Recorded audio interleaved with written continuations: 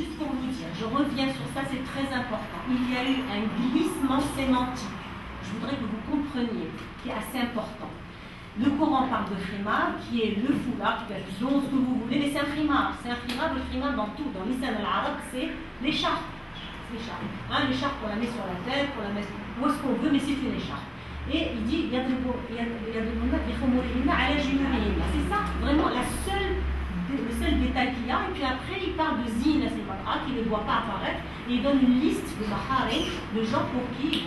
C'est un texte qui est assez clair par rapport à ça, par rapport à ceux qui, pour eux, la prescription coranique est claire. Donc il parle de khimar. Par contre, moi, ce que je dénonce, c'est cette utilisation de hijab. Le hijab dans le Coran vient dans 3 ou 4 versets, où le premier, le plus important, c'est quand il est demandé aux femmes du prophète de ne plus voir donc, les invités qui viennent et de parler à travers un hijab. Et puis les autres versets qui parlent de hijab, et dans l'islam arabe, al-hijab veut dire rideau. C'est caché. Et c'est comme le terme en français qui me dérange, qui est le voile. Le voile, c'est voiler quelque chose. On vous voile la vérité, on vous cache la vérité, donc voiler. Donc ce terme de hijab est venu à travers la civilisation islamique et il a été utilisé, ce glissement sémantique, pour effectivement, d'ailleurs, je me rappelle de ma grand-mère qui était moi. Donc, dans le sens qu'elle se montrait même pas aux hommes. C'est-à-dire qu'elle ne voulait pas que les hommes la voient parce que c'était ça le hijab. Avec la montée de certains mouvements islamiques, et moi je situe d'après mes petites recherches, je situe l'apparition, la réapparition du hijab avec les frères musulmans en Égypte. C'est avec les frères musulmans en Égypte que a été réintroduit le terme de hijab, et donc on a focalisé. Ce que je critique, je dénonce, et après je vais vous parler de khimar, comment je le sens moi personnellement. Ce que je critique actuellement, c'est la focalisation qu'on a fait sur ce sujet. Regardez, la focalisation, elle est dans les deux sens. Elle est aussi bien dans un discours islamique qui est traditionnaliste, conservateur, islamiste, ce que vous voulez, et elle est aussi dans de l'autre côté où l'on ne voit que ça en islam. Les questions qui reviennent, même dans les universités, dans les milieux académiques, c'est le foulard, c'est vrai. Donc, il y a une part de responsabilité dont les musulmans sont responsables et dont les religieux sont responsables. J'en ai parlé personnellement avec des ulama qui ont été d'accord. Moi, chacun peut avoir l'interprétation qu'il veut, mais je critique le fait qu'on réduit toute la foi et la pratique, la religion, la spiritualité d'une femme à un foulard, à un hijab. Je dénonce ça et je trouve que c'est anti-islamique. Je suis désolée et je le dis fortement, je le revendique, même si je le porte, le foulard n'est pas une priorité dans l'islam. Il n'est pas une priorité dans le Coran. Quand on voit qu'il y a un seul terme, une seule fois, on a parlé de khimar et on a parlé 300 fois de adl et de lutte contre l'injustice, je trouve que quand même, maintenant, les savants qui produisent des encyclopédies, vous avez tous les livres, quand on parle de livres sur la femme en islam, c'est comment devenir musulmane, vous ouvrez, vous avez tout le livre sur le hijab. On ne parle que de ça. C'est son entrée au paradis. Avec le Ta'at Zouj, bien sûr. Extraordinairement, qui ont réduit la symbolique de la femme musulmane à ce comportement vestimentaire. Mais ça ne doit pas nous étonner, parce que cette symbolique du corps de la femme, elle existe dans toutes les cultures. Hein. On a d'ailleurs certaines femmes qui le portent par réaction identitaire, justement, à une hypersexualisation des femmes. On est d'accord qu'il y a une hypersexualisation des femmes dans notre monde contemporain, et que revendiquer une éthique de pudeur, moi je la revendique, c'est mon droit le plus légitime. Et c'est une condition qui reste de la spiritualité, qui ne dénote pas du statut juridique, monsieur. Parce que si elle dénotait du statut juridique, on aurait au moins une punition par rapport à ça. Donc elle n'a pas parlé de punition, il a dit « Waqul ». Moi, pour moi, c'est une recommandation coranique. Certes, il faut laisser les femmes le droit de choisir cette éthique de la pudeur. Et cette éthique de la pudeur, elle fait partie d'une éthique complète, universelle au niveau du Coran. Il ne faut pas réduire. C'est une question pénale. C'est pas une question pénale. Il n'y a pas de punition par rapport.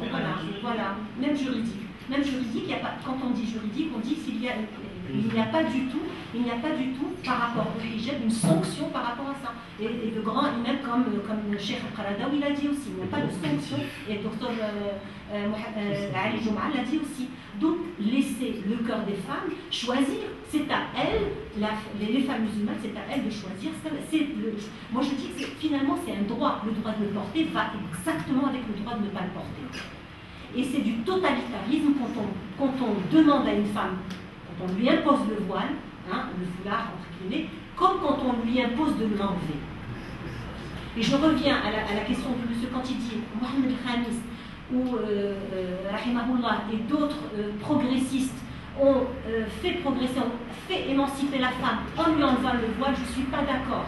En mettant en avant une femme qui ne porte pas le foulard, oui, dans le contexte de l'épreuve, et c'est un politique. Non, je vais vous dire, c'est très politique. C'est un politique. Dans le contexte de l'époque, je vais vous dire, ça a commencé même avant. Vous savez, à Alger, en 1900, avant la décolonisation, le colonialiste français a ramené les femmes algériennes sur un podium en leur demandant d'enlever leur halik, qui était le halik, leur enlever pour leur dire voilà, nous sommes là parce que nous avons libéré les femmes. Ça, c'est la logique et c'est la politique symbolique. Voilà, c'était une symbolique. Donc là où je ne suis pas d'accord, c'est quand on instrumentalise ça. Par contre, les femmes qui portaient le halik, qui portaient justement le niqab à certains moments, qui ont été, mais bien sûr qu'elles étaient opprimées, parce qu'on leur interdisait même l'école, on leur interdisait donc d'aller aux universités, à l'enseignement. Ça faisait partie d'un tout. Moi, ma mère ne portait pas, elle a enlevé son voile quand elle s'est mariée, justement, et moi je suis complètement d'accord avec elle, parce que quand elle l'a enlevé, c'était dans un contexte particulier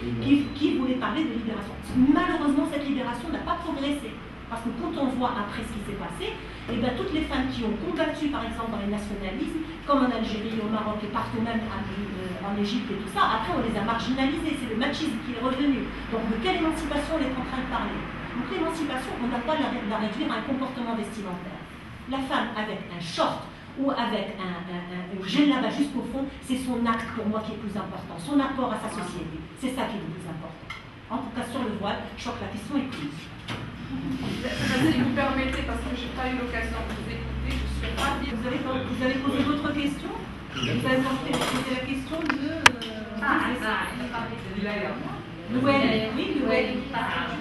Le tuteur, c'est ça. Effectivement, alors le verset qui parle de ça, moi j'ai bien étudié je ne vais pas m'attarder sur ça, vous allez m'excuser, j'ai bien étudié le wali, il est dans mon site, j'ai tout un article sur ça avec tous les renvois sur. J'ai étudié les 4 madhalib.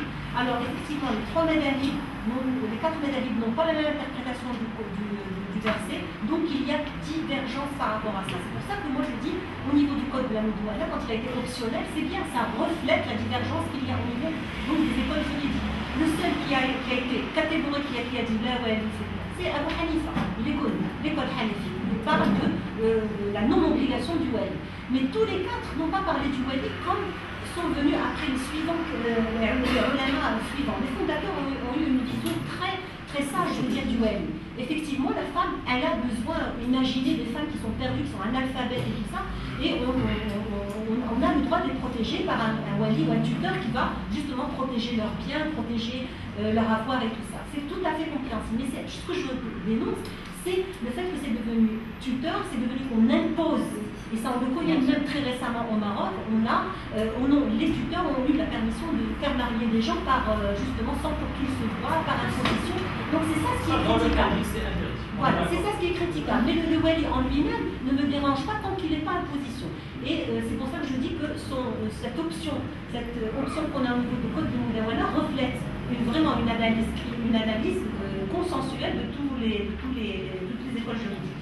Je reviens vers vous, monsieur, quand vous me dites les ulama. Je vais m'expliquer. Vous savez, on a un éventail maintenant de ulama. La majorité, excusez-moi de vous dire, par rapport à la question de la femme, on a la même lecture. Je suis dans une institution religieuse, je travaille avec les ulama. J'ai la chance de travailler avec un secrétaire général qui est M. Abedi, qui est quelqu'un d'extrêmement ouvert sur cette question-là. D'ailleurs, c'est lui qui m'a appelé à instaurer cette relecture donc à partir d'une perspective féminine, parce qu'il a vu que c'était une question qui était très sensible et que c'était vraiment quelque chose d'important pour le futur donc je lui suis gré de ça, de m'avoir fait introduire dans la citadelle des religieux. Et bien et j'ai des collègues avec moi qui sont avec moi quand on fait des débats avec les autres ulama, les alimettes, et les femmes. Les femmes alimes sont les plus grandes transmettrices du mastic que j'ai jamais vu de ma vie. Ça c'est incroyable. C'est incroyable. Mais non, j'ai avec moi des docteurs. Elles ont un doctorat en cursus religieux, en charia, en religion comparée. Mais après une année de travail, je vous jure que ça me fait plaisir parce qu'on a déverrouillé des choses. Mais tout simplement parce qu'elles m'ont dit, on ne nous a jamais appris à avoir un esprit critique. On nous a fait apprendre des compilations par cœur, des compilations qui relèvent du 10e, 9e, 8e siècle, qu'on devait apprendre par cœur comme ça, et c'était ça leur cursus. C'est la même chose dans l'enseignement public, c'est le drame de l'arabisation. C'est pour ça qu'on a formé que parce que voilà, je voulais lui dire qu'effectivement, il y a des oulémas qui sont excellents, on en connaît partout, mais excusez-moi, la majorité maintenant font dans le littéralisme et font surtout, et ça c'est autre chose que je voulais aussi critiquer par rapport, c'est la focalisation sur uniquement le côté ibadat. Par exemple, excusez-moi, quand on fait des encyclopédies sur un wudu, ça prend 5 minutes. Non, je suis désolée. On doit avoir des encyclopédies sur l'Asie. On doit avoir des encyclopédies sur comment lutter contre les injustices qu'on vit tous les jours dans nos pays. Vous savez, l'imam Malik, j'ai un traité de l'imam Malik. On est venu lui demander comment faire pour rasler le maït. Il a trouvé la question stupide. Yursel ou Yudfel. Et vous savez, après lui, on a fait des encyclopédies sur Rasel Anouet. Moi, je trouve que ça, c'est la manipulation et l'instrumentalisation du politique par rapport au ibadat. On a grossi tout ça pour faire passer l'oppression, pour faire passer 14 siècles de khulafas qui ont été, après les khulafas rachidun, qui ont été des despotes. Je suis désolée, mais ça, c'est l'histoire qui me dit. Donc, bien sûr, je fais une caricature par rapport à 5 minutes pour le wudu. Bien sûr que le wudu, c'est quelque chose de très important. Mais ce n'est pas tout l'islam. Je suis désolée, ce n'est pas tout l'islam. Les ibadats ne doivent pas être tout l'islam. Il y a le mu'amalat. Et excusez-moi, quand on voit des gens qui sont des milliers et des milliers qui vont à la mosquée, dès qu'ils sortent, ils commencent à jeter par terre des papiers, ça veut dire qu'on n'a rien compris à l'islam. Quand on sait que l'imam, ça va recevoir la shurba,